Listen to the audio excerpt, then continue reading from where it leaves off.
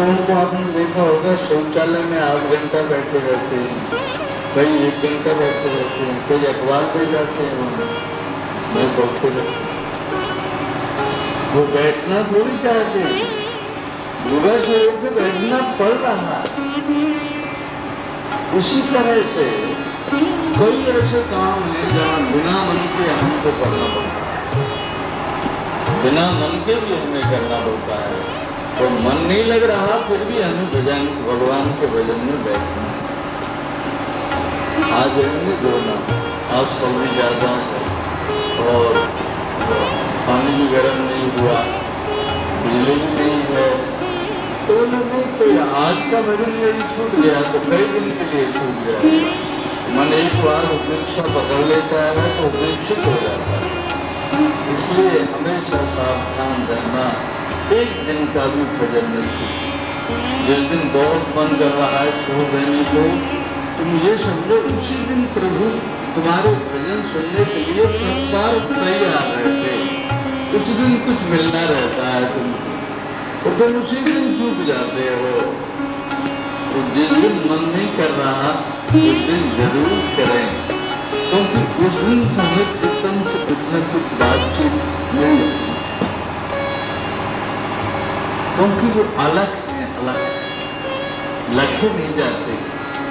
पहले भावनाएं बनती हैं तब तो लख हो जाते, तो वो प्रत्यक्ष हो।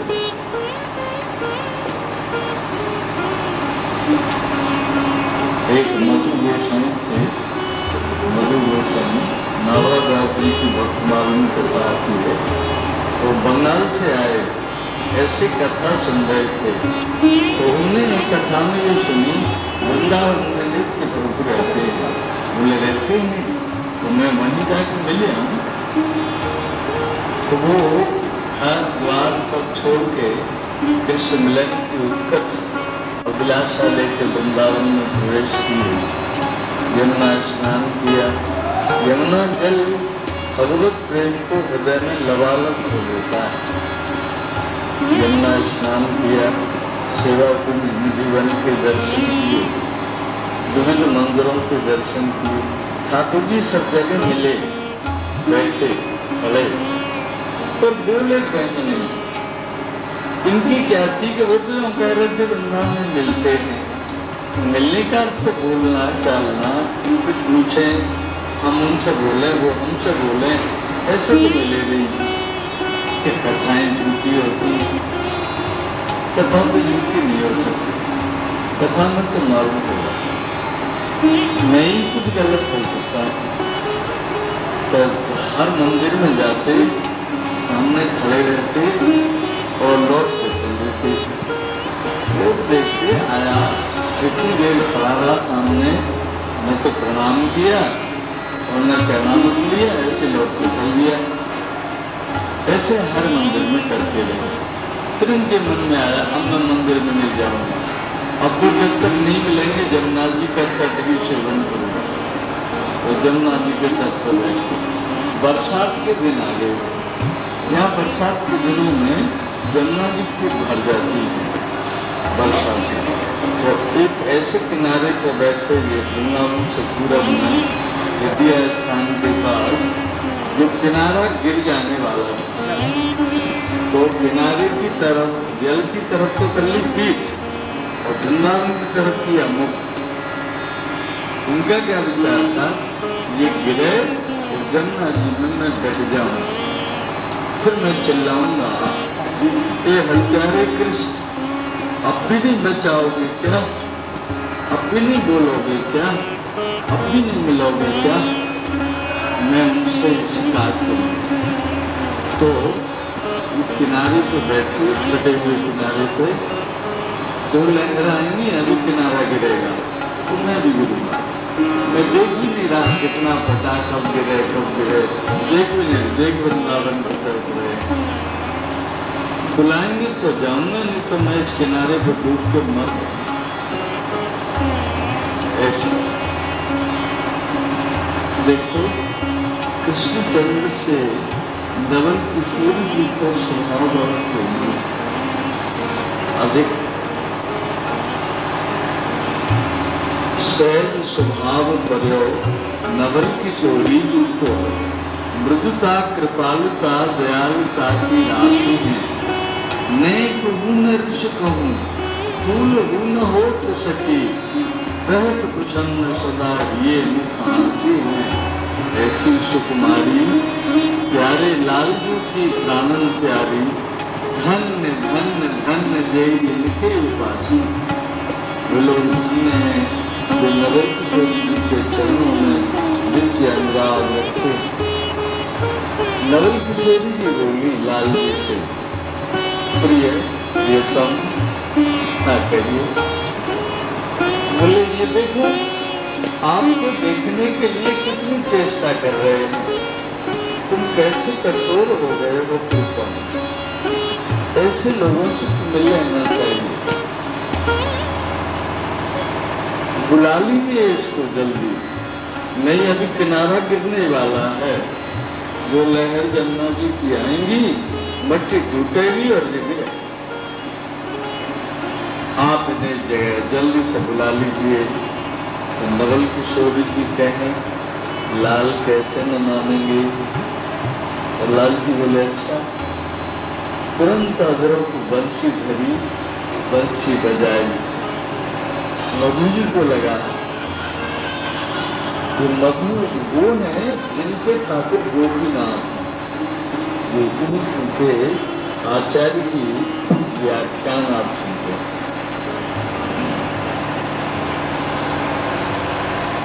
बंसी बजाई तो वो बोले अब तो आ रहे हैं सहजसी हो दयालु हो गए होंगे जरूर हो गए होंगे दयालु हो गए। तो बोले अरे यहाँ आ जाओ तुम नहीं बैठेंगे आपको आना हो तो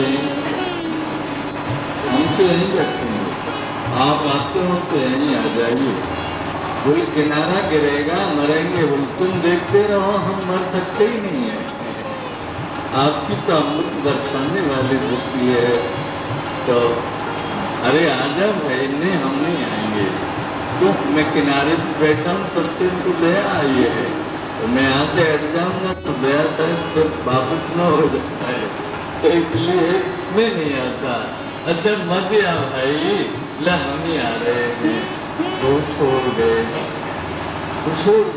तो प्रभु को स्पर्श करने के लिए कितनी लालसा लिए थे। आ जाए आके प्रणाम किया।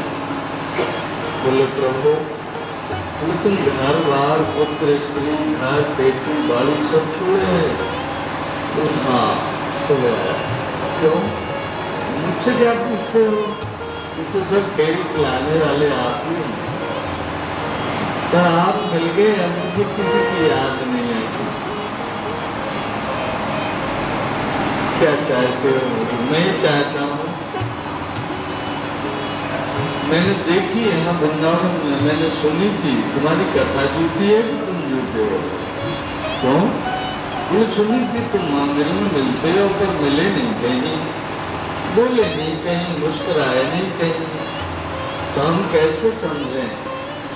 मैं चाहता हूँ आप मुझे निरंतर दर्शन देते रहो मेरे साथ रहो।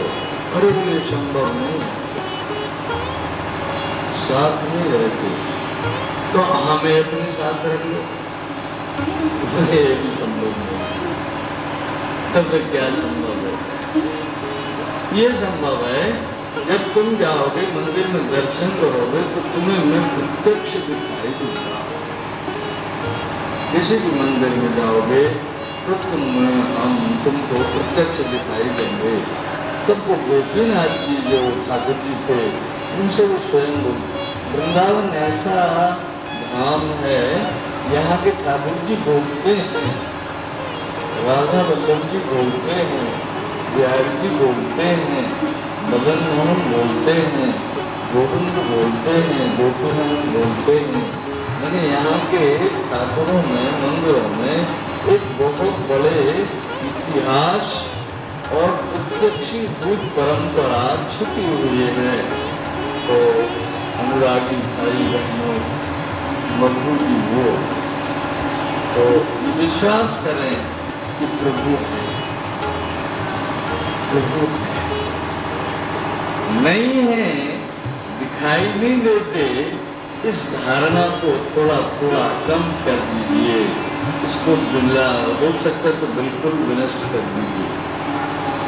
मिलते हैं, अब पता नहीं कब मिलते हैं और मिलेंगे जरूर, क्योंकि वैष्णव सिद्धांत है आशाबद्ध समुत्कंठा, नाम गाने सदा रुचि, आसक्ति तद्गुणाख्याने, प्रीतिस तद्वस्ति स्थले, इत्यादि भावस्सु जाता भावांतरे जने।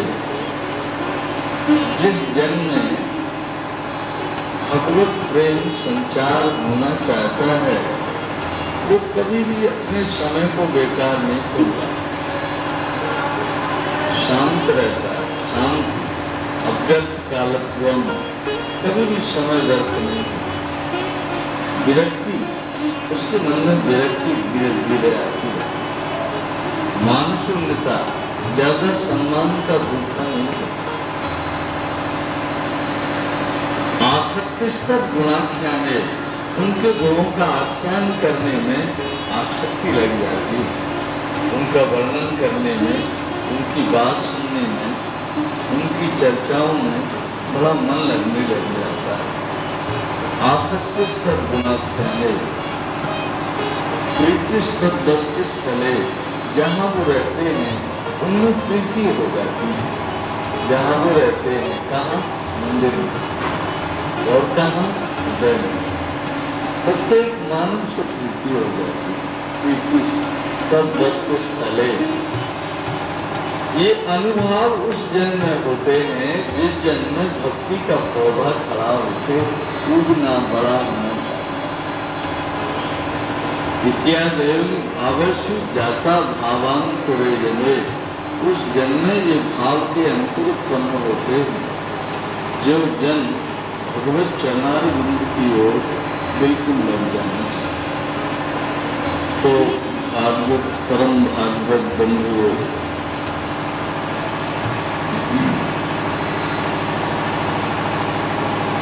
कपिल जी एकांत में चले गए थे, माता जी रह गई थी। वे 9 लड़कियां हैं, वो विविध ऋषियों को बुलाई गई। उस प्रसंग को ये आगे कहेंगे, थोड़ा सा 6वें स्कंद में स्पर्श करेंगे। अब कौन रह गया घर? माँ और बेटा। बेटा बहुत शांत है, व्यवस्थित है, कपिल। एक दिन शांत व्यवस्थित आत्मभाव में स्थित अपने पुत्र को देखते देवभूति माता जी उनकी तरफ गई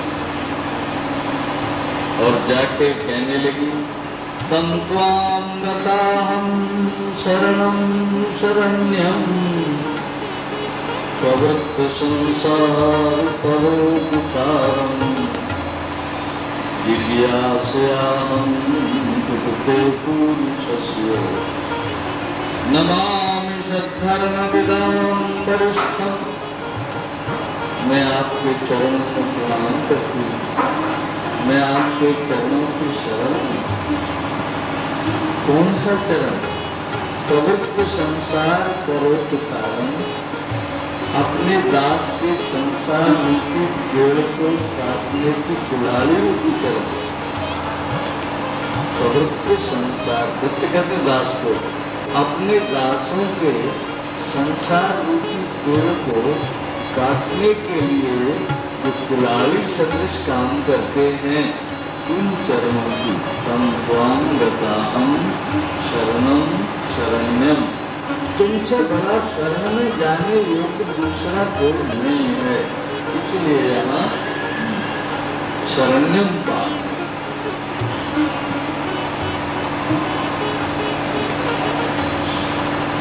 शरण्यम चरणम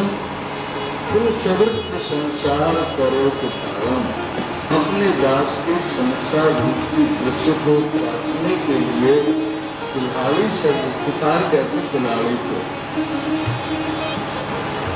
कुल्हाड़ी सदृश अपने चरणार बिंदु की शरण में घूमे, मेरे मन में कुछ जानकारी की अभिलाषा है, कुछ जिज्ञासाएं मेरे मन में हैं। आप उनको जल्दी से जल्दी दूर कर देंगे।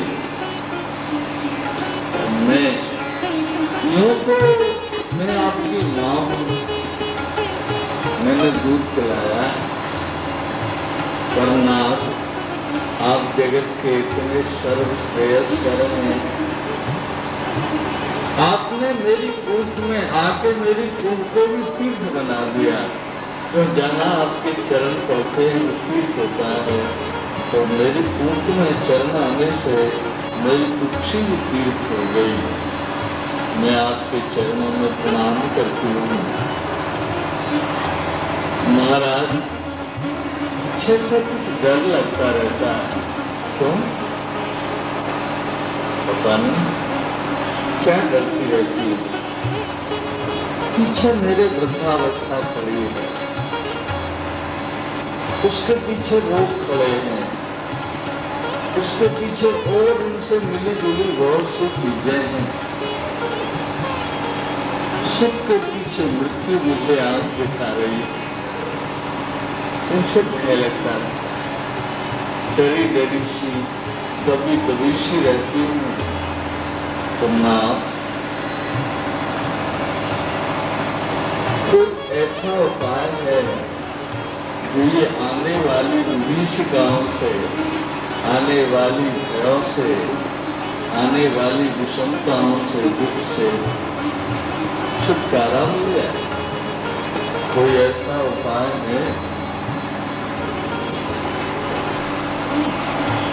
किसी को कोई आवश्यक क्रिया हो गए तो 2 मिनट विश्राम करेंगे, 3 मिनट, 2 मिनट 3 मिनट का विश्राम करते हैं।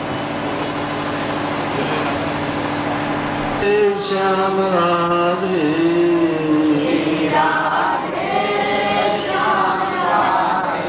श्री राधे गोपाल भजनन श्री राधे श्री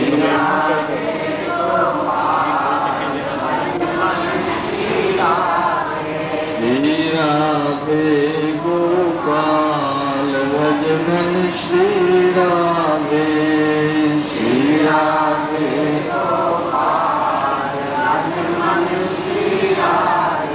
श्री राधे श्याम राधे श्री राधे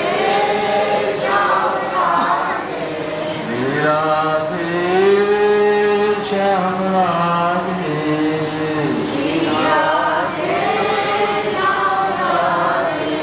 श्री राधे गोपाल भजमन श्री राधे श्री राधे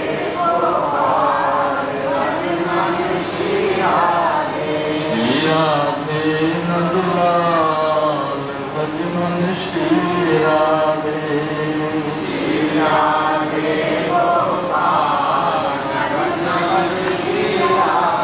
श्री राधे गोपाल भजमन श्री राधे श्री राधे श्री राधे श्याम राधे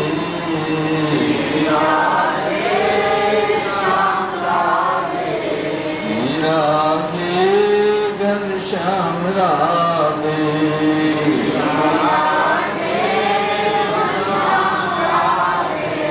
श्री राधे गोपाल भजमन श्री राधे श्री राधे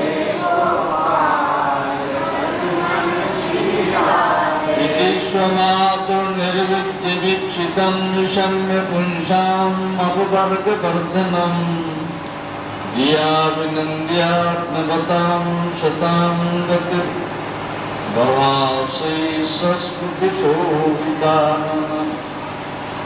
मैत्री जी कहते हैं, माता जी के इस प्रकार के वचनों को सुनते विषम पुंसाम अपवर्ग वर्धनम, ये वचन कैसे थे? उन शाम मनुष्यों के लिए अपवर्ग बढ़ाने वाले, अपवर्ग वर्धनम। अपवर्ग क्या चीज है? जहाँ पवर्ग न हो उसे अपवर्ग कहते हैं। पवर्ग में 5 अक्षर होते हैं, पा, आ, बा, आ, मा।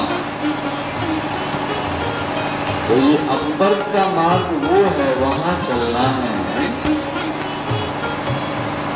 जहाँ पा नहीं है, आप भी नहीं है, तुम भी दोनों।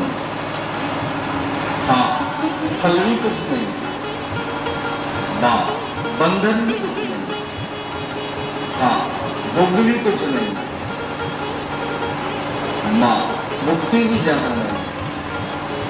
उस नाम, उस स्थल का नाम अपवर्ग है, वही चल रहा है।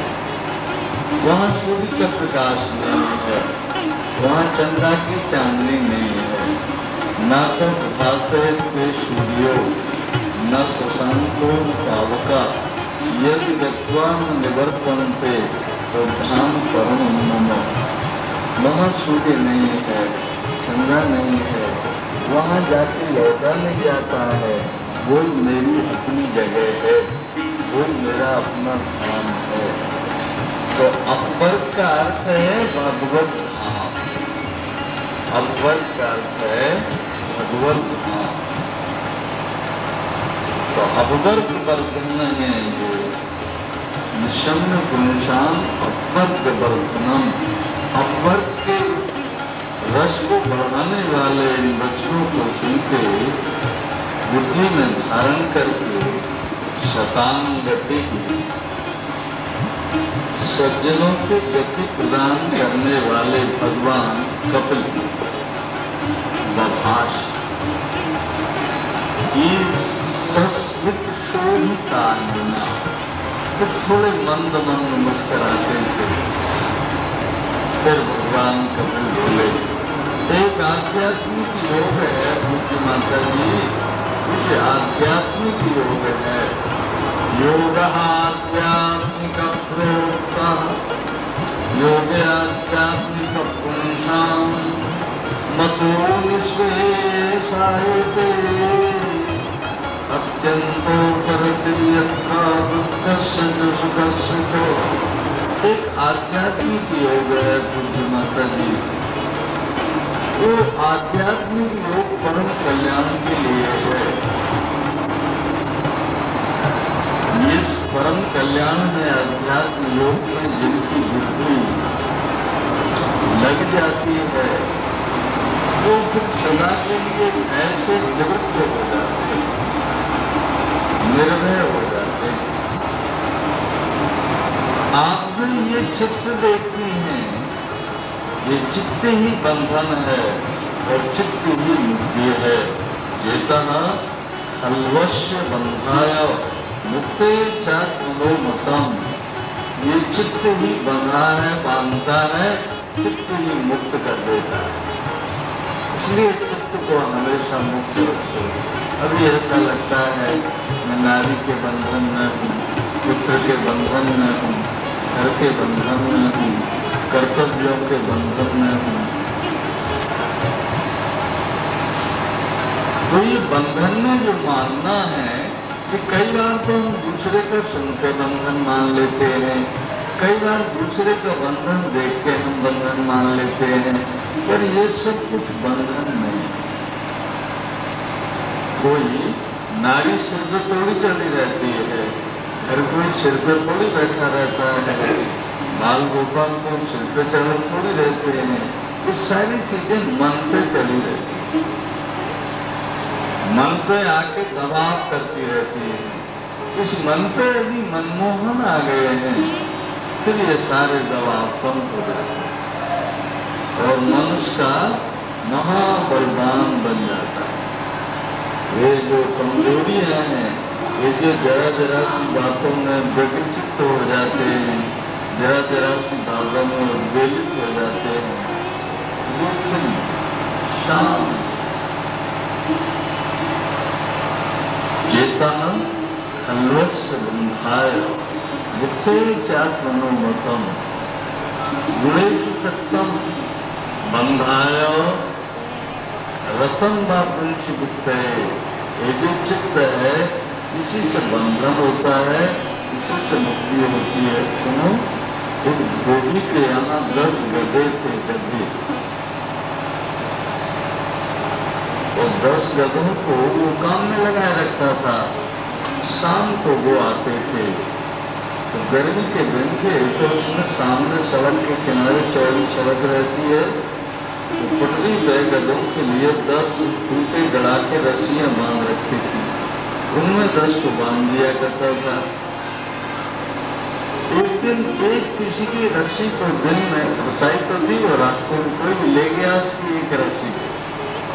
नौके तो बंधे रही ऐसा स्थान, तो एक ले गया कोई। शाम को जब वे 10 गड्ढे आए तो उसने 9 को बांध दिया। अब 10वें की रस्सी नहीं थी, तो अपने उस ध्रुविल से बोला और उन्हें छुट्टी हो एक रस्सी लाओ। उनको बोले एक रस्सी कोई ले गया। अजी बोले जब 9 की रस्सी है, 9 को बांध दिया है, तो एक तो बिना रस्सी के बांध दीजिए ना। ये तो गधे बाबू है, इनमें क्या फर्क होता है। जीविल बिना रस्सी कैसे बांधूंगा? बोला ये मैं बांधती हूँ। वो आई और झूठे उसने गधे के चारों तरफ यूं हाथ किया और खुदे में हाथ किया। गधे बाबू ने सब्जी बन गया। तो रात भर जैसे वो 9 खड़े थे वैसा ही व्यवस्थित वो खड़ा। वो उनकी तरफ देख देख के उनको बंदित मान रहा था और अपने को भी बंदित समझ रहा था। रात भर ऐसे व्यवस्थित रहा वो भी, बद्ध की तरह से मुक्त भी बद्ध की तरह से रहा। जब सवेरा हुआ तो 9 बंदे थे, उनको खोल दिए। 10वां तो बंधा ही नहीं था, उसको खोलते क्या, तुम्हें 9 चल दिए।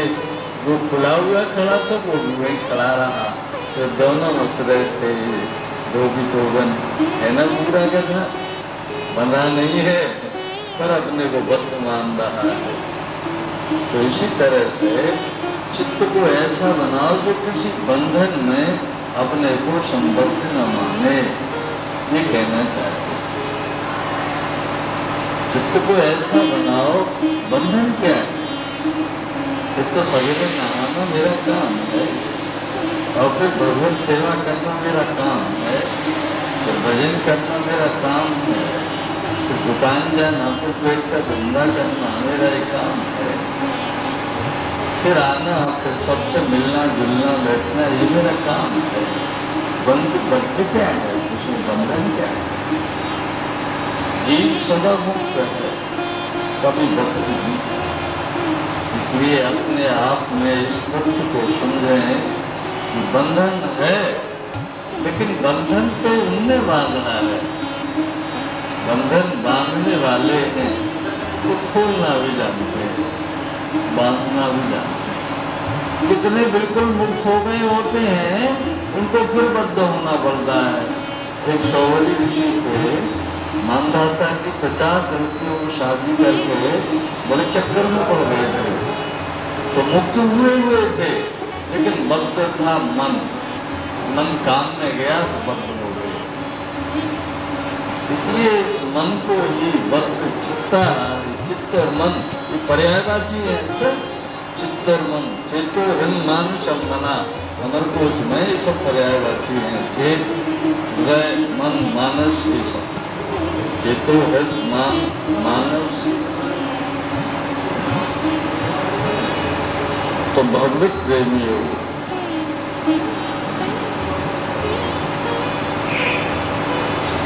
गुणेषु सत्यम बंधन, तुम गुणों से अलग रहो, गुण ही बंधन है। यदि हमें गुस्सा आ गई, हमने किसी को भी मार दी, तो ये जो क्रोध आया ये बंधन का कारण है। हमको पकड़ के ले जाएंगे और ऐसी पिटाई मारेंगे। यदि हमारे मन में सत्य गुण आया और सत्य गुण से भजन किया, दूसरा कोई शत्रुओं वाला आके ईर्षा करके हमारे शत्रुओं को दूर करने की चेष्टा करे। इसी तरह से यदि तमोगुण आया और हम तमोगुण के दास बन गए, तब जब हम गुणों के पास रहते हैं तब हम प्रभु से दूर रहते हैं। जब गुणों को उनके चरणों में समर्पित करके उनके दासत्व में आते हैं तब हमें कोई गुण नहीं। आपको याद हो तो भगवान ने गीता में कहा है कि अर्जुन गुणों से ऊपर चलो, गुणों से ऊपर है। ये गुणों से गुण कर्पित होते रहते हैं, इन गुणों में तुम मन मत लगा।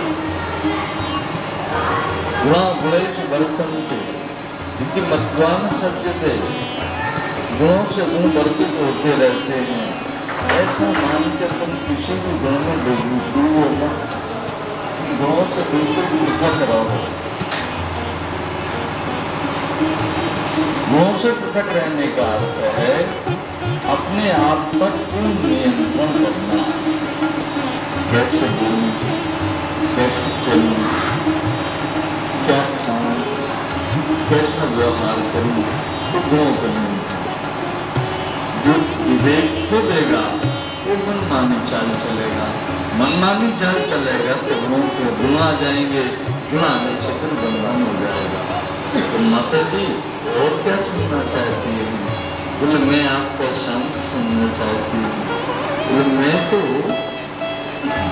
पहले जब सबसे पहले विराट पुरुष की उत्पत्ति हुई थी वहां से मैं तुम्हें सुनाना चाहता हूँ।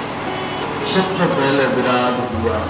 इस तथ्य को आप ऐसे समझो जैसे बालक गर्भ में पहले पानी का बबूला सा होता है, फिर लंबा होता है, फिर उसमें हाथ पैर आदि आते हैं, उसके बाद फिर चैतन्य कण इसमें आते हैं, तब ये हिलता जुलता बोलता है। जब तक चैतन्य कण नहीं आते तब तक गर्भ में कुछ होता है। वैसे वहीं से उन्हीं भावनाओं से सुनना। बोले जब इधर माता जी पूछने लगी हे योगेश्वर, ये जो जीव है इसकी मीमांसा क्या है? कहाँ से आता है, कहाँ जाता है, क्यों आता है, क्यों जाता है, कैसे कैसे फल, कैसे कैसे दुख सुख भोगता है, ये भी सुनने की अभिलाषा।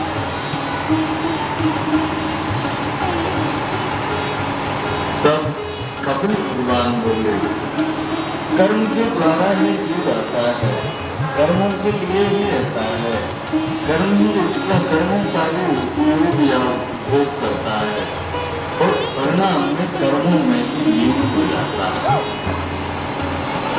और जिन्होंने अपने जीने का उद्देश्य कर्म न बना के भगवत या योग बनाया होता है, वो कर्म करते करते भी कर्म में लिप्त नहीं होते।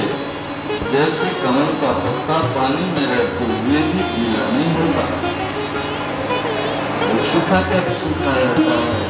तो कर्मों में रहते हुए भी निष्काम कर्म योग में अपनी वृत्ति रखने से ये बंधन में कभी नहीं आता।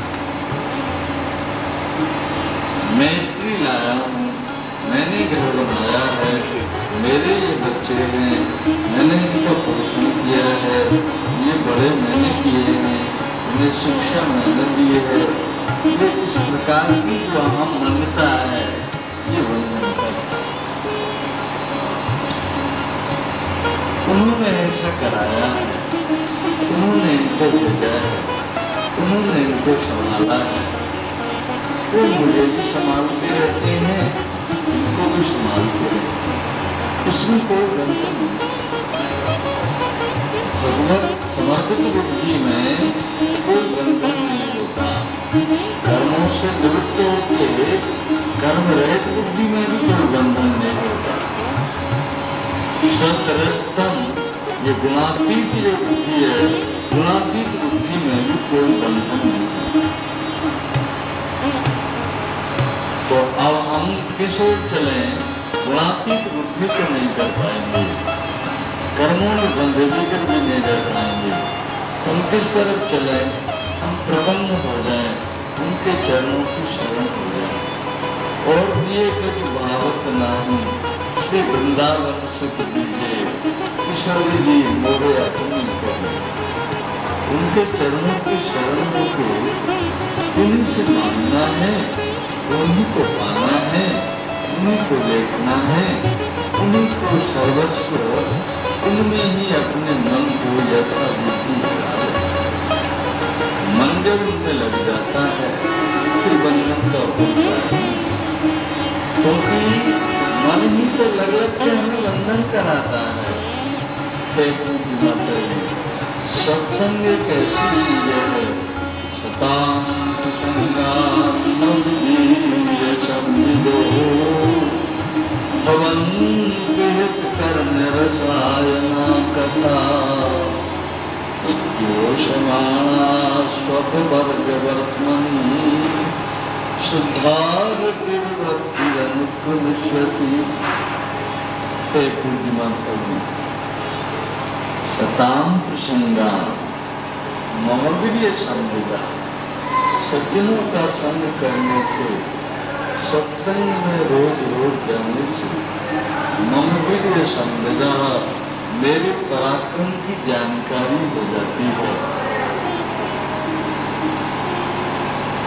फिर तो जानकारी कानों से होती है, और कानों से वो जानकारी भीतर हृदय में पहुंचती है, और वो हृदय जो मुनासब उठना आता विषय वासना आदि का, वो सब शांत हो जाता है। और फिर उसमें भगवत दर्शन की लालसा की तीव्रता प्रकट हो जाती है। एक बुद्ध माता जी कर्म करते करते समाप्त हो जाते। यदि अच्छे घर वाले होते हैं और जब मुर्गा मुरासू होता है, उसको लंबी सांस चलती है, तो तुरंत घर वाले बुद्धिमान लोग नाम स्मरण शुरू करते हैं। श्री कृष्ण गोविंद हरे मुरारे, हे नाथ नारायण वासुदेव। तो वो जो जीव जा रहा है वो इन नामों को लेकर जाता है। जब यहाँ से जाता है तो एक नदी पड़ती है, उस नदी को वैतरणी कहते हैं। ये गोदान से, अन्नदान से, वस्त्रदान से इस नदी को पार करते। उस पार जब पहुंचते हैं जी, तो वो जो लेने को आए होते हैं वो हृदय में कान लगा के सुनते हैं, इसके हृदय में क्या आवाज आ रही है। तो पहले तो इसने जन्म भर बहुत अपराध किए थे, लेकिन घर के जो बुद्धिमान लोग थे, अंतिम समय में उन्होंने छाती पीट कर रोना शुरू नहीं किया, अब तो भगवत स्मरण किया। तो वो जो मरने वाला प्राणी है वो श्री कृष्ण गोविंद हरे मुरारे, हे नाथ नारायण वासुदेव, ये आवाज लिए था हृदय में। तो वहां हमने कान लगा कर सुना, बोले सुनो, ये यात्री तो दक्षिण का था, पर मरते समय नाम लेकर मरा है, तो उत्तर दिशा की ओर ले जाना है। दक्षिण में नरक है, उत्तर में स्वर्ग है, उत्तर में ही वैकुंठ है। यात्री तो दक्षिण में आज का था, लेकिन उत्तरायण नायक की चर्या में आ गया, तो उत्तर की ओर ले चलते। तो उत्तर में चलते चलते चलते चलते फिर एक नदी आती है, इसे विद्या नदी कहते हैं। इस नदी को पार दान से नहीं कर पाते, स्वयं के भजन से ये पार होती है। फिर ये विद्या नदी उस पार जाता है जी। फिर मानो दो रास्ते, एक रास्ता तो सीधा वैकुंठ और एक रास्ता स्वर्ग। इस स्वर्ग में वो लोग जाते हैं जो धर्म कर्म करके, भजन करके उसका फल स्वयं पाना चाहते हैं, वो स्वर्ग में जाते हैं। जितने दिन पुण्य किए हुए उनके पास पोटली वो पैसे होते हैं, पुण्य की खजाने होते हैं, उतने दिन में स्वर्गम जावत स्वर्गम तो लोगते वो स्वर्ग में सुख पाते रहते हैं। जब वो खत्म हो जाने लग जाती हैं, वो पूंजी जब नष्ट हो जाती है पुण्य की, तो 3 दिन पहले उनके पास सूचना आ जाती है, परसों तुमको नीचे जाना है। तो ये वो सुन के कानों से पानी कैसे हो जाते हैं, बर्फ कैसे गलता है बूंद बूंद बूंद बूंद टपक टपक के, ऐसे जीव पानी हो जाता है। जीव का वास्तविक स्वरूप पानी है, ये पानी हो जाता है। तो पानी बन के जो बरसाने वाले जो काले बादल होते हैं, बरसाती बादल, उन बरसाती बादलों में ये मेघमाला बन के प्रवेश पा जाता है जीव। फिर ये जीव ऊपर से बरसता है, बरसात जैसे होती है। यदि इस मानव की योनि में आना होता है तो गेहूं पे बरसेगा, चने पे बरसेगा, जो भी जीव का भक्ष्य भोज्य चोष्य पेय इसलिए है उन पदार्थों पे बरसेगा। यदि जीव को पशु योनि में जाना है तो इस जीव फिर पशुओं का जो भोजन है घास फूस वगैरह उस पर बरसेगा। फिर वो भोजन के द्वारा शरीर में आएगा, रसायन बनेगा, रसायन बन के रक्तादि धातुओं में पूर्ति होगी। फिर पिता के बीच में वो शुक्र बन के स्थित होता है जीव, माता जी में रज बन के स्थित होता है। ये जो मीमांसा है ये हमने महर्षि कणाद की मीमांसा से वर्णन किया है। अब कपिल भगवान की मीमांसा से आते हैं। कलिलम चेक रात्रेण पंचरात्रेण दुर्गुदम दशाहित दर्शन रूपेशन दंत ततः परम। फिर वो जीवों का ऐसे अनंत जीवों का संग्रह माता जी के पास हो जाता है, ऐसे अनंत जीवों का संग्रह पिताजी के कुंज में स्थित होता है। तो दोनों कामों को भी मिलते हैं। मिलने के बाद 5 रात्रि पर्यंत ये केवल जल की बूंद रहती है और दशाहीन करकंडू और 10 दिन तक पिंड शकरकंद जैसे लंबे पिंड होते हैं और पेशंडन से तथा परम।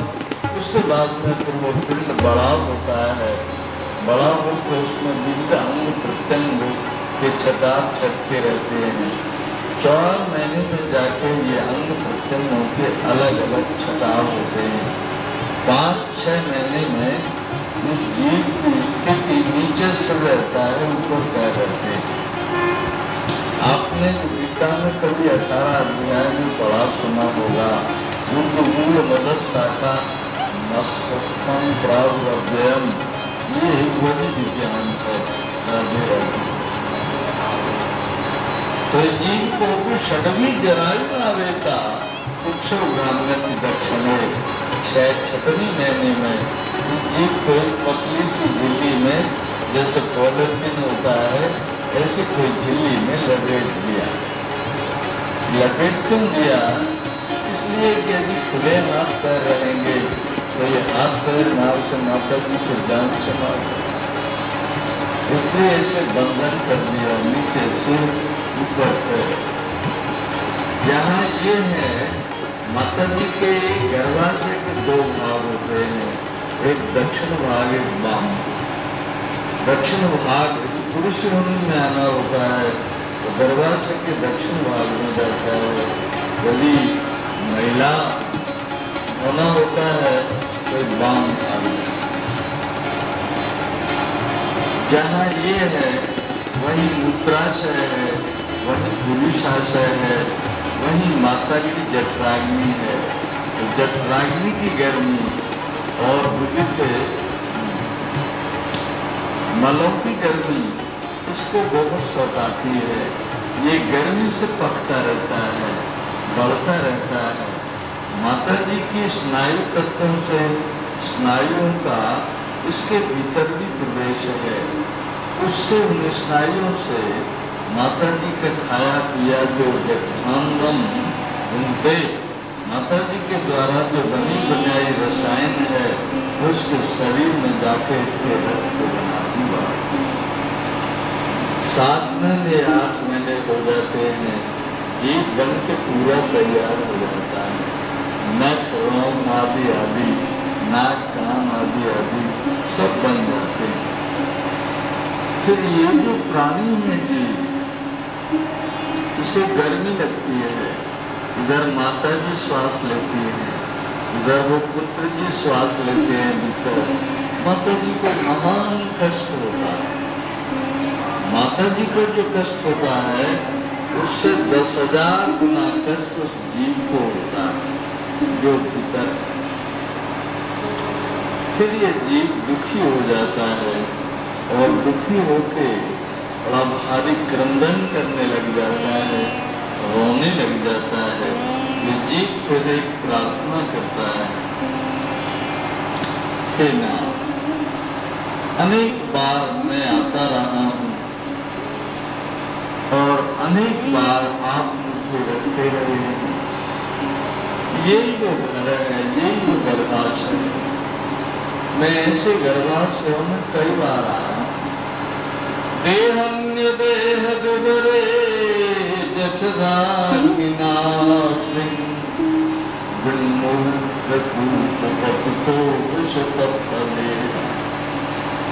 इस प्रकार की यातनाएं मैंने ऐसे गर्भाशय में अनेकों बार पाई हैं।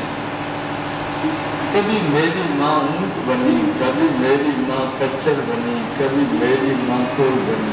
विविध माताओं का दूध पीते पीते ऐसे गर्भाशयों में यात्रा करते करते बहुत दिन हो गए पुरुषोत्तम। अब ऐसी कृपा करो, आज भी मैं इसमें आ गया हूँ। अब बड़ी आशा मेरी ये है, मेरी माँ मानवी होगी। मैं अब की बार मानवी माँ का दूध पी, पशु माँ का दूध पीते पीते बहुत पशुता मुझमें रही। अब उन सारे पशुता को दूर करके मैं आज जननी का दूध पीऊंगा, मानवी जननी होंगी मेरी। कितनी प्रसन्नता की बात। हे जगदाधार, मुझे अब यहाँ से बाहर कर दीजिए। ये जीव जब प्रार्थना करता है तब माता के उदर में प्रसूति नाम की वायु फूलने लग जाती है। ये जहाँ जहाँ माता जी की स्नायुएं संबद्ध हैं उन सबको घुमा देते हैं। ये माता जी को अपार वेदना होती है, ये जीव फिर बाहर आ जाता है। बाहर आते ही सबसे पहले रोता है, नहीं रोता तो रुला देते हैं। रोना जरूरी है, स्नायु शुद्ध हो जाएंगी। छींकता भी जरूर है, न छींके तो नली डाल के छिकवा देते हैं, स्नायु शुद्ध हो जाए। एक महात्मा जी कहते थे, छीकत जग में कब दिया आवत दीना रो, जन्म के असगुन भये तेरा मंगल किस विधि हो। तू जब आया पहली बार, कहीं चलते हैं अब शकुन हो जाए तो मानते हैं। तू जब पहली बार आया तू रोया, स्वयं ही रोया, छीका। दोनों अपशकुन तेरे आगमन में हुए। इस जगत में तेरा कहीं मंगल होगा?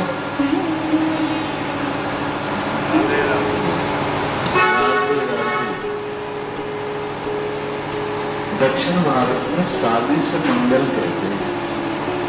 दक्षिण भारत, बंगाल, केरल, कर्नाटक, मंगल हो गया, मेरा मंगल हो गया, मैंने शादी हो गई। तो इस जगत में सबसे बड़ा मंगल शादी है, लड़के की शादी हो जाए। और शादी में खुशी भी बड़ी कमाल भी होती है, बाजे वाले भी नाचते हैं और दूल्हा के संगी साथी भी नाचते हैं, सब बाजे भी बड़े मधुर बजते हैं। मंगल ही मंगल है, मंगल है, सब नाच रहे हैं, खुशी हो रही है। अरे खुशी किस बात की है?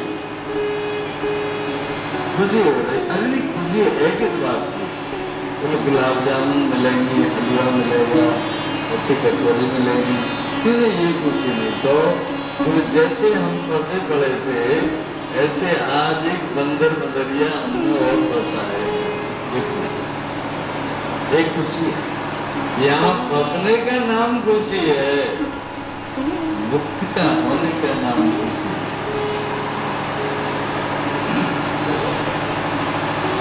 तो बालक महात्मा कहते हैं, चीकत जग में पग दिया आवत दीना रो, जन्म ही ते अशकुन हुए तेरा मंगल किसी की।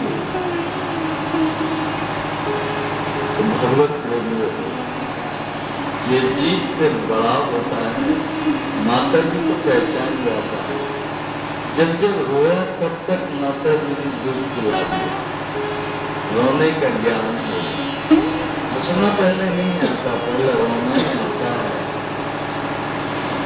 रोने में बड़ा आनंद है, रोने में बड़ी प्राप्ति है, खुद रोना चाहिए।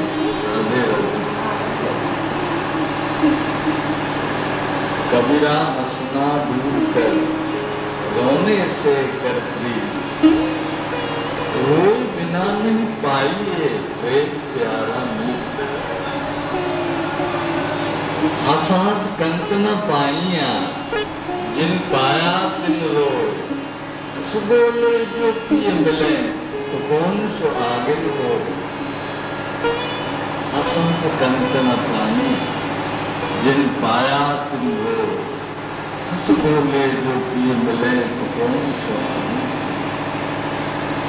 तो यहाँ आनंद के भीतर जो निरानंद है, प्रकाश के भीतर जो एक अंधेरा है, वो है। माता जी का यही प्रश्न है। माता जी बोली, फिर वो जीव की स्थिति क्या होती है? फिर जीव बड़ा हो जाता है, नाम रख देते हैं, छोरा भयो, छोरी भई। फिर ये बड़ा हो जाता है, नाम हो गया, बालक हो गया, बालक से विद्यार्थी हो गया, विद्यार्थी से एक दिन 2-3 दिन दूल्हा हो गया, दुल्हन बन गया, सभी। उसके बाद पति बन गया, पत्नी बन गया, माँ बन गई, फिर एक दिन दादी बन गई, बाबा बन गए। बनते कभी दीन हुआ, कभी अधीन हुआ, कभी दाता हुआ, कभी उजागर हुआ। बहुत से काम करते करते एक दिन मृत्यु बन के मुर्दे की तरह से कंधों पे चला गया। मेरी पूजी माता जी, ये जो जीव है ये आता है भजन के लिए, और बीच में भजन की बातों को अलग करके अन्य अपने सुखों में उलझ जाते हैं। इस कारण से इनकी भावना और कामनाएं अधूरी रह जाती है। माता जी जब भी कभी समय मिले, जितना भी समय मिले, तुम निरंतर हृदय बिहारी को ध्यान में रखना। माता जी बोली, ना आपने मेरे अज्ञान के अंधकार को दूर कर दिया है। मैं आपके चरणों में बार बार प्रणाम करती हूँ। हे जगत के सर्वस्व, विश्वं युगान्ते तटपत्रैका सुते माया सुरंगृताना, सत्वमृतो मे जठरे नाथ, ततम यस्योदरहितदासी। आप कितने बड़े हैं। विश्वं युगान्ते तटपत्रैका, जब सारा विश्व नष्ट हो जाता तब बट के पत्र पे आप शयन करते। शिशुरंग्र पाना, नंगे नंगे सामने सामने से तो केवल चरण का पान करते, अर्थात माया के पति। माया के पति, माया के पति कौन है? जो बट के पत्ते पर सो रहे हैं। माया के पति कौन हो सकता है? जिसमें घृणा न हो, जिसमें लज्जा न हो, जिसमें भय न हो, वो माया। ये जो बालमुकुंद है, बटपत्र पर शयन कर रहे हैं, ये बालमुकुंद में लज्जा नहीं है, नंगे नंगे हैं, घृणा भी नहीं है, पैर के अंगूठे को पी रहे, मुख में चुस्की लगा रहे, घृणा भी नहीं है, पत्ते पे सो रहे, कब तक पत्ता रहेगा, कब लग जाएंगे कुछ पता नहीं है, लेकिन भय का नाम है। जो निरंतर निर्भय है, जो निरंतर लज्जा रहित है, जो निरंतर घृणा रहित है, वो माया है। हे मेरी पूज्य माता जी, अलग अलग अवतारों में मैंने अपने तत्व की बातें ऋषि मुनियों को सबको बताई हैं। तो पृथ्वी में, जल में, तेज में, आकाश में, सब जगह प्रभु का निवास है। मैं एक बताऊं, जैसे सांख्य जो शास्त्र है, ये निरीश्वरवाद है, ईश्वर को नहीं मानते, प्रकृति को भी सर्वस्व मानते हैं। पर कपिल भगवान का जो सांख्य है, ये शेश्वरवाद, इन्होंने ईश्वर को माने एक माया को मानते हैं, कोई ईश्वर को मानते हैं, हम तुम दोनों को मानते हैं, माया को भी ईश्वर को भी।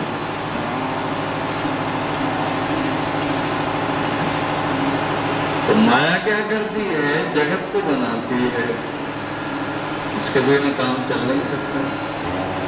ईश्वर क्या है? जो बने बनाई चीजें हैं, उनको सबको संभालते हैं। तो दोनों एक दूसरे के आश्रय में हैं, इसलिए हम अलग अलग नहीं मानते हैं। राधे राधे। एक श्यामा है, एक श्याम, एक प्रकृति है, एक पुरुष। प्रकृति और पुरुष मिलकर सारे जगत में छाए हुए हैं।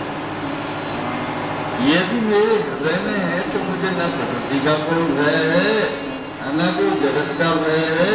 कितनी निर्भयता की स्थिति आ जाती है।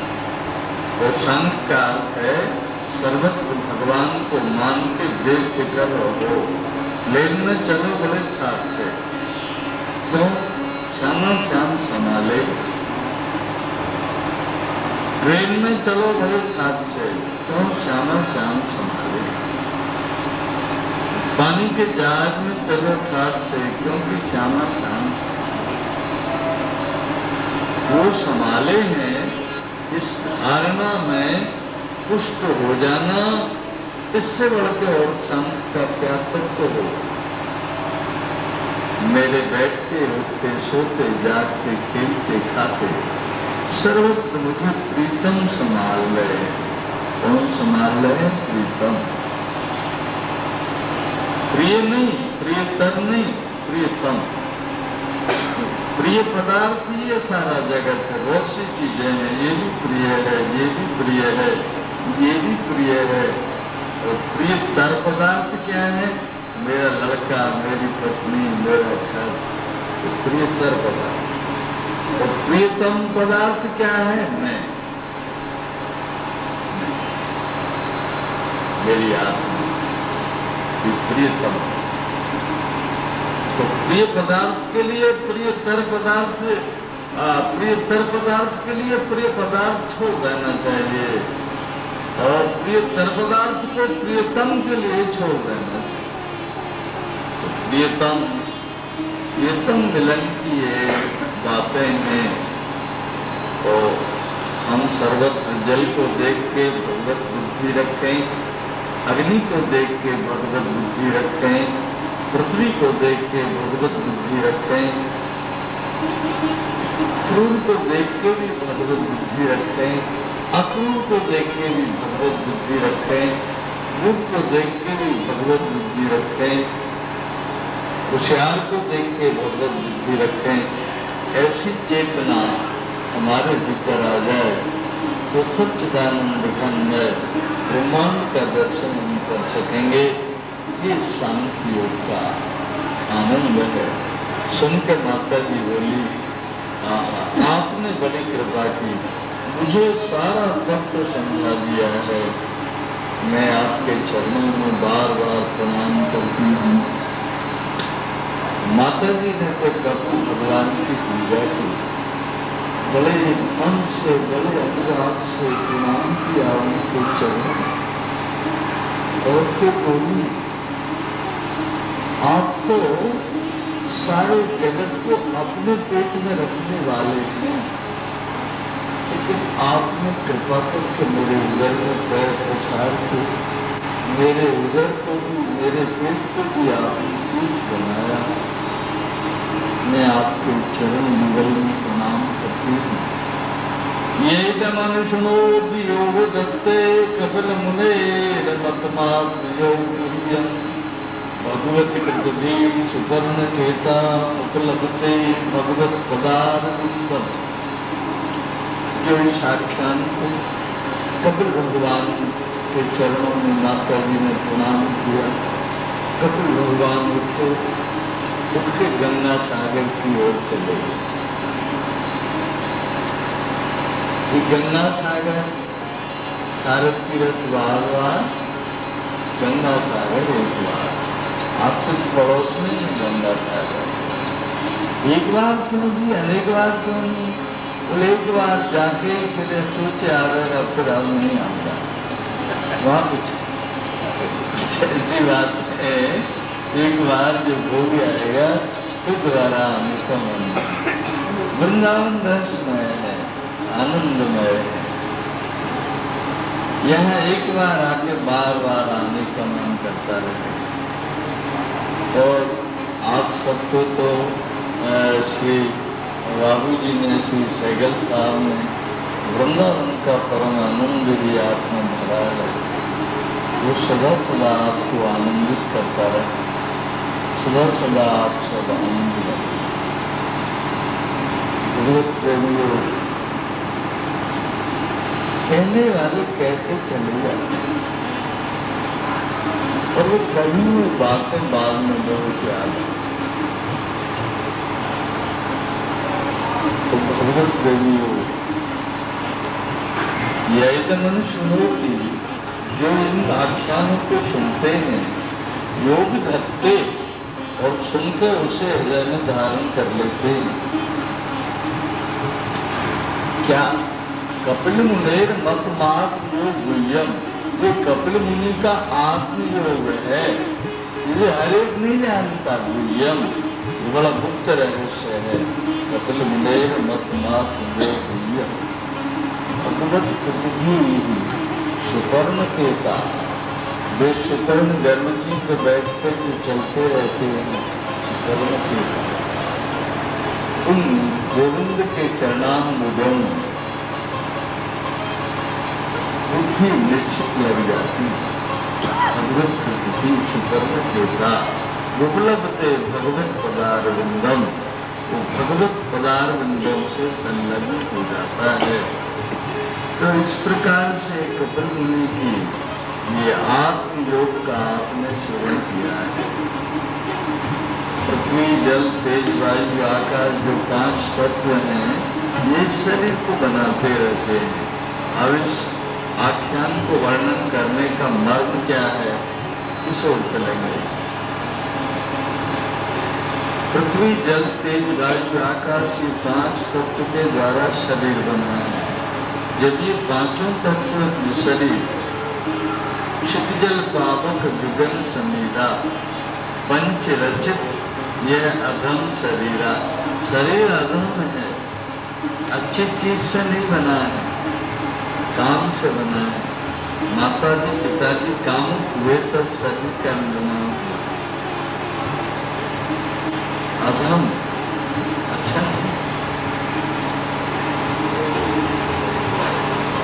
कहीं देख लो, जहां उंगली डालोगे वहीं से मैल निकल आएगी। मैलों का घड़ा है ये सब।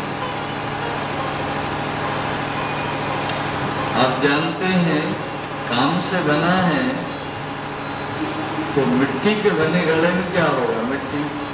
तांबे के घड़े में तांबा। इस तरह से काम के बने घड़े में क्या होगा? सबसे ज्यादा काम। काम के साथ संलग्न रहता है क्रोध। कामात क्रोधो विजयते क्रोधात् भवति सम्मोहात्। सम्मोहात् स्मृतिभ्रंशात्। स्मृतिभ्रंशात् बुद्धिनाशो। बुद्धिनाशात् प्रणश्यति। जितना भी अधिक काम से बचा उतना क्रोध से बच जाएगा। क्रोध से बचेगा उतना मोह लोभ से बच जाएगा। तो फिर सारा बचाव हो गया। फिर तो निराश श्यामा श्याम के गुणग्राम में ही रस लेते रहे। प्यारे भाग्यवान बंधुओं, मैत्री जी महाराज कहते हैं, प्यारे बुजुर्ग,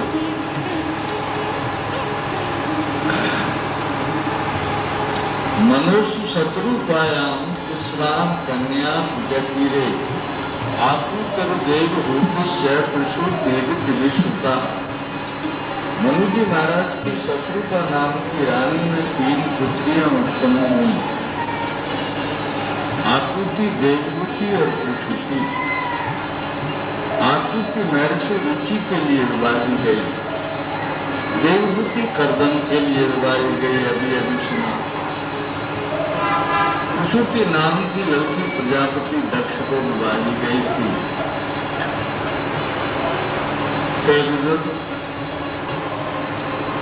प्रजापति दक्ष ने इस लड़की से 16 लड़कियों को उत्पन्न किया और भी कई संतान उत्पन्न किए। प्रजापति दक्ष के द्वारा ही संसार की पूर्णता मानी जाती है। अत्रि जी के यहाँ देखो तीनों के तीनों पैदा हो गए थे। अरे बोले गुरु जी अत्रि जी का शुभ नाम लाए। मैंने एक बात सुनी है, अत्रि के यहाँ लड़के 3 थे, ब्रह्मा विष्णु और महेश्वर। तो गुरु जी एक भी किसी का लड़का बन के आ जाए तो कमाल हो जाए। और अत्रि कितने भाग्यवान थे जिनके तीनों के तीनों आ गए थे, ब्रह्मा विष्णु और महेश्वर। ये तीनों आ गए थे। हाँ, कैसे आए थे? अत्रेर्गृहे सुरश्रेष्ठा स्तुत्पत्यन्त हेतवः किञ्चित् चिकीर्षवो जाता एतदाख्यायि मे गुरो। हे मेरे पूज्य गुरु जी, अत्रि के घर में ये देव श्रेष्ठ स्थिति करने वाले, माने बनाने वाले और पोषण करने वाले और श्रृंगार करने वाले, ये तीनों के तीनों बेटा उनके कैसे आए थे, ये बात तो सुना दो। मैत्री जी बोले, एक बार ब्रह्मा जी अत्रि जी से बोले, सारे लड़के ऐसे सप्तऋषि सब ब्रह्मा जी के बच्चे हैं। इनके अंगों से उत्पन्न हुए हैं, जैसे आंख से अत्रि हुए हैं, हृदय से पाराशर हुए हैं, बच्चे से उनकी दीवा से हुए हैं। इस तरह ये ब्रह्मा जी के अंग से ऋषियों का सृजन है। तो अत्रि जी से ब्रह्मा जी बोले, बच्चे तुम सृजन करो, सृष्टि करो, बच्चे उत्पन्न करो। जैसे आज बच्चे उत्पन्न करने का निषेध करते हैं ना, ऐसे कभी बच्चे करने का भी विचार होता था। तुम बच्चे उत्पन्न करो। अत्रि जी बोले, मैं तो कुछ जानता नहीं, मुझे कुछ विधि बताइए। बोले, विधि अपने आप से मंत्र के जप से अपने आप मिलती है। जो जितना अधिक जप करता है उसकी बुद्धि उतनी ही स्थिर हो जाती है। तो ज्यादा से ज्यादा मंत्र का जाप करते रहना चाहिए हर जगह। आप अपने व्यापार में बैठे हैं, व्यापार में कोई काम नहीं आ रहा है तो आप घबराएंगे और कमाई की तरफ देखेंगे। तो वो न करके आप अपने मंत्र के जप पे आ जाइए, थोड़ी देर में फिर वो आप ही देने को आते हैं। ग्राहक वही बन के आते हैं और वही हमें सब कुछ देंगे। मंत्र में बहुत बड़ी शक्ति है, मंत्र में विश्वास कीजिए। मंत्र को इतना जपिए कि मन में बैठ जाए। मन में जो बैठा नहीं उसे मंत्र की संज्ञा नहीं मिलेगी। मननम मंत्र, जो मन में स्थिर हो जाता है उसे मंत्र कहते हैं। तो मंत्र को जाके अत्री जी जपने लगे। एक दिन उस मंत्र के परम प्रभाव से भगवान प्रकट होते आ गए। तो जो मंत्र जपते रहते थे, तो जब भी कुछ हमारे मन में कोई बात होती है तो हम महादेव पे जल चढ़ाते हैं तो वो बात आ जाती है, हमको ये दे देना। व्रत करते हैं तब भी वही संकल्प रहता है, हमको ये दे देना। पूजा करते हैं तब भी यही संकल्प रहता है। इस तरह से जब करने को जब बैठते थे तो एक संकल्प करते थे मन में, भावना करते थे मन में। क्या करते थे?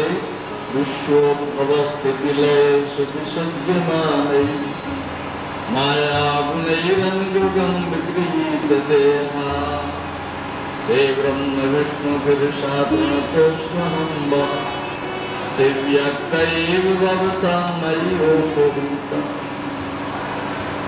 मैं उस परब्रह्म परमात्मा का ध्यान करता हूँ जो जगत को बनाता है। मैं उसका ध्यान कर रहा हूँ जो जगत का पालन करता है। मैं उसका ध्यान कर रहा हूँ जो जगत को संहार करता है। तो ये संकल्प में तीनों भावनाओं को करते रहते थे। तो उत्पन्न करने वाले ब्रह्मा, पालन करने वाले विष्णु, संहार करने वाले शंकर, तीनों के तीनों इनके यहाँ प्रकट हो गए। आप तीनों क्यों आए हैं? मैंने तो एक को बुलाए थे, आप तीनों आए। अरे बुलवाए, अरे भाई एक बुलाओगे हम तीनों ही आ जाते हैं। तुमने संकल्प जो किया था यथा कृतस्ते संकल्प भाव्यम तेनेव नान्यथा, जैसा तुमने संकल्प किया था उसके अनुसार ही हम तीनों आए हैं। तो ब्रह्मा विष्णु महेश्वर ये तीनों हमसे पुत्र बने। अच्छा सुनिए, एक बार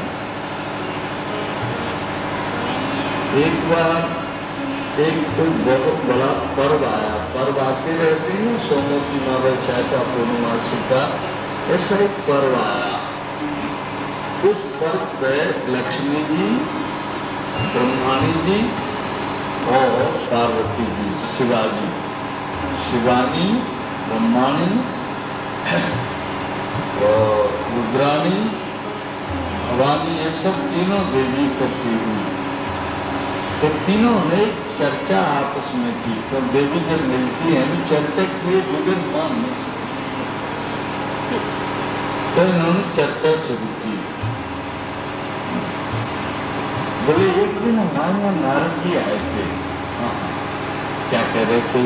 वो कह रहे थे अत्रि की जो पत्नी अनसुईया है बड़ी शक्ति है, बड़ी शक्ति है, बड़ी शक्ति है। तो एक दिन हाँ बोले नारद जी हमारे यहाँ भी आए थे, हमको भी यही बता रहे थे। हमारे यहाँ भी आए थे, हमको भी यही बता रहे थे। तो एक काम करो ना, अपने अपने पतियों को भेज दो ना, तो उनकी परीक्षा कर ले। ठीक बात। तो इन तीनों देवियों ने ये निर्णय किया हम अपने पति को अनुसुईया से सम्मिलित देंगे। और ये सब अपने अपनी जगह आ गई और आके अपने अपनी प्राणेश से बोली आप चले जाइए न चले अनुसुईया के यहाँ। शंकर जी बोले चले। ब्रह्माणी जी बोले आप चले जाइए। बोला अच्छा। लक्ष्मी जी बोली अपने नारायण से चले जाएंगे ना, नारायण प्रभु आपकी। बोले सुनो, एक बार वृंदा नाम की सखी के यहाँ हम बैठे तो कैसे गोल गोल मुड़क में शालिग्राम हो गए थे। इसलिए सदियों के चक्कर से थोड़ा हमको सावधान रहने की बात है। अरे बोले महाराज वो जा रहे हैं, आप नहीं जाएंगे तो मेरी नाची रख जाएगी, नाच जाइए ना महाराज। चले चलो कहती हो तो चले जाओ। तो तीनों वहां पहुंचे। अनुसुईया जी स्नान कर रही थी, स्नान करके अभी अंग पहुंच रही थी, उतने में इन्होंने आवाज लगाई, भौति भिक्षाम देहि, भौति भिक्षाम देहि। अभी आती हूँ महाराज, खाली हाथ तुम लौट जाइएगा। खाली हाथ लौट जाओगे तो मेरे पति के द्वार का सब पुण्य ले जाओगे, और यदि कुछ हाथ भर के जाओगे, अपनी याचना को पूर्ण करके जाओगे, तो अपने किए हुए सारे पुण्य मेरे पति के द्वार पर छोड़ जाओगे। इसलिए तुम निराश मत जाओ, मैं अभी आती हूँ, भिक्षा दूंगी महाराज, आप जल्दी आइए, हम रुकी हुई नहीं लेते, जल्दी आइए, जल्दी आइए। बोले आप जाइएगा नहीं, मैं आई। और वो वैसी की वैसी आधे कपड़े पहने आधी वैसी चली गई। उनकी उस मर्यादा के प्रभाव से तीनों के तीनों देह छोटे छोटे हो गए, इतने बड़े बच्चे हो गए, इतने बड़े बच्चे से माँ को शर्म नहीं लगती, इतने छोटे। अब वहाँ तीन भिक्षा पात्र में लिए खड़ी थी अनुसुईया। अब इन तीनों को भिक्षा देने आई थी, भिक्षा अलग पात्र रखा, बाहर के कुत्ता बिल्ली बहुत सा डर रहता है कि तुम भीतर ले जाओ, बड़े कोमल कोमल है। तीनों को भीतर ले गई, पालने को खिला दिया। एक कथा ऐसी भी पुराण में आती है, पालने को चला दिया है। सोरण के तीनों अति भी स्नान करके आए, आके देखा गए थे तब तो कोई बालक नहीं था, तो तीन बालक खेल रहे हैं। तो पूछा देवी ये बालक कैसे हुए? ऐसे ऐसे तीन आए थे, मैं पात्र मैं भिक्षा लेके गई, तीनों छोटे हो गए। अरे समझ गए, ठीक। अब देखो लीला है, उनके पैरों में दूध भी आ रहा है, वे दूध भी पिला रहे हैं। भाई माता जो बेटा बेटा दुनिया से कहते बेटा, लेकिन बेटा हो नहीं सकता। बेटा वो होगा जो उसका दूध पिए, दूध का संबंध दूध से है, तो दूध भी इन्होंने पिलाया है। तो दूध पिलाती पिलाती तीनों को मनाती। अब वहाँ नारायण नहीं पहुँचे लौट के, ब्रह्मानी के ब्रह्मा नहीं पहुँचे लौट के, शिवानी के शिव लौट के नहीं पहुँचे। आपस में खलबली मच गई। फिर तीनों इकट्ठी हुई, मिली, हमारे वो गए थे, हाँ हमारे भी तो गए थे, और उसी दिन हमारे भी गए थे, फिर तीनों ही नहीं आए हैं। हम लोग तीनों के तीनों चल गए, जब कोई जरूरत तब ये तीनों बहनी, तो तीनों देख रहे कि सो तो रहे, तीन बालक इनकी पालने खेल रहे थे, हाथ पैर हिला रहे, इधर उधर मुँह हाँ कुछ कर रहे, मगर देखती रही। लक्ष्मी सोची लगते तो कुछ नहीं, वो भी सोच रही थी लगते तो कुछ नहीं, लगते तो वैसे ही नहीं, पर हम इतने बड़े पति करते हैं, गोभी को पिलाना तो नहीं। तब अनुसुईया ने प्रार्थना की, ऐसे ऐसे हमारे पतिदेव आए थे एक दिन, मैं तो जानती नहीं, मैं तो कुछ जानती नहीं। मने सती प्रथा नहीं है, राधे राधे, सती प्रथा की तारीफ करना निषेध किया है, पर सती प्रथा नहीं है, सती एक भावना है। प्रथा का अर्थ तो होता है रिवाज है कि आदमी मर्द बना दी और मार दो, ये प्रथा नहीं है। जैसे दिल्ली में दिल्ली महाराज एक मोहल्ला है, बहू आती है, कहते हैं तो मरी हुई बिल्ली को सामने लाती है। अब क्यों ये प्रथा है, क्यों लाते हैं, कब से लाते हैं, क्या इसका मर्म पड़ेगा? कोई आते हैं तो बोले हमारे यहाँ की ऐसी रिवाज है जी, आते हैं तो बहू यहाँ तक तो घर के नंगे पैर जाती है, वहां तक जहाँ बेचता रहती है। कहीं कहते हैं बोले यहाँ से वहां तक दरिया में जाओ और वो बहू आएगी, वो प्रणाम करती हुई वहां तक जाएगी। ये जो बातें हैं ये प्रथा है, ये रिवाज है। ऐसे सती कोई प्रथा नहीं है, रिवाज नहीं है, तो शब्दों के एक से दिमाग घुमाने की चतुराई एक भावना है, और भावना पर कोई नियंत्रण नहीं होता, क्योंकि भावना होती है व्यक्तिगत। आप देखते हैं कई बार होटल में कोई आते हैं, युवक युवती प्रेमी आते हैं, अंदर से कुंडी बंद कर लेते हैं, भीतर गोली खा के दोनों मर जाते हैं। क्यों नहीं रोक लिया? ऐसा कोई कानून में है क्या? बोले व्यक्तिगत स्वतंत्रता के ऊपर कोई दावा किसी का कुछ है तो सती प्रथा नहीं है, सती एक भावना है जो लाखों में करोड़ों में 2-4 में कहीं होती है, कभी होती है, अर्थ में। तो भगवत प्रेमियों, कितनी भूले हैं, अपनी इतनी अपार शक्ति है इनमें, लेकिन भूले हुए हैं, बिल्कुल अबोध हैं कि जानती हैं इनके चरणों को लेना, इनकी सेवा करना, इनकी सेवा मेरा सर्वस्व है। वे सोचते हैं इनको कहीं कोई कष्ट ना हो जाए, मेरे पास रहने से इनको कहीं कोई मन में विकार न हो जाए, कोई मेरे प्रति किसी प्रकार द्वेष न हो जाए। तो इस तरह ये दोनों एक दूसरे के पूरक होते हैं, पति पत्नी।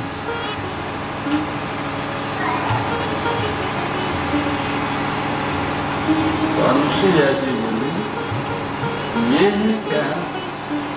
हाँ लगते हैं तो ले जाइए आप। अरे नहीं माता जी, इनको वैसे के वैसे कर दीजिए।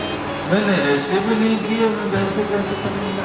मुझे कुछ मालूम ही नहीं क्यों कैसे।